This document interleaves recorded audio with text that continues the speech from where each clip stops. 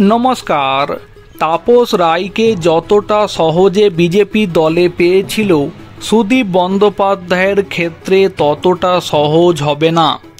বর্তমানে বীরভূম এবং উত্তর কলকাতাতে তৃণমূল জেলা সভাপতি থেকে অনুব্রত মণ্ডল এবং সুদীপ বন্দ্যোপাধ্যায়কে সরিয়ে দিয়ে নতুন যে কোর কমিটি তৈরি করেছে, সেক্ষেত্রে বীরভূম জেলাতে জেলা সভাপতির পদ তুলে দেওয়ার বিষয়টির গুরুত্ব না থাকলেও উত্তর কলকাতার ক্ষেত্রে তৃণমূল দলে সেই গুরুত্ব অনেকটাই আছে সুদীপ বন্দ্যোপাধ্যায়কে নিয়ে।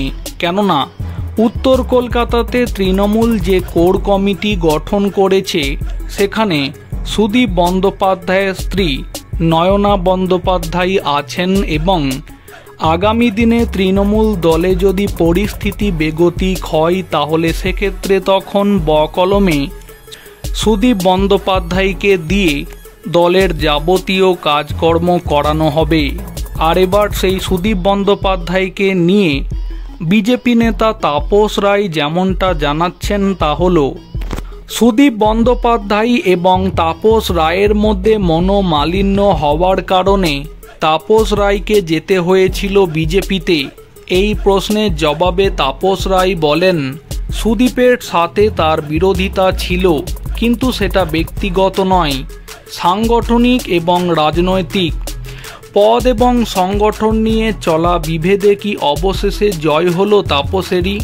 তার কথাই সঠিক বিরোধিতাই তো ছিল, তাই তো সুদীপের অপসারণের পরিপ্রেক্ষিতে এই কথাগুলো উঠে আসছে। এরপরই উত্তর কলকাতায় তৃণমূলের কোর কমিটির দাওয়াই প্রসঙ্গে তাপস রায় বলেন, যারা প্রথম দিন থেকে তৃণমূলের সাথে রয়েছেন তারা খুব ভালো করেই জানেন, মিটিং বসছে মানে কমিটি তৈরি হবে, পরের মিটিংয়ে তা ভেঙেও যাবে। সুদীপের অপসারণ প্রসঙ্গে তাপসের আরও দাবি, তৃণমূলে কে সরল, কে এলো, কে গেল, তাতে আমার কিছু যায় আসে না।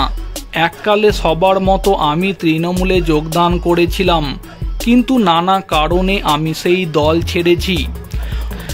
ওখানে যোগ্যদের কোনো মূল্য নেই, যার জন্য অরাজনৈতিক ব্যক্তিত্বদের নানা পদে বসিয়ে রাখা হয়েছে। এমনকি যারা রাজ্যসভায় গিয়েছে, যারা লোকসভায় গিয়েছে, তারা বাংলারই নয়।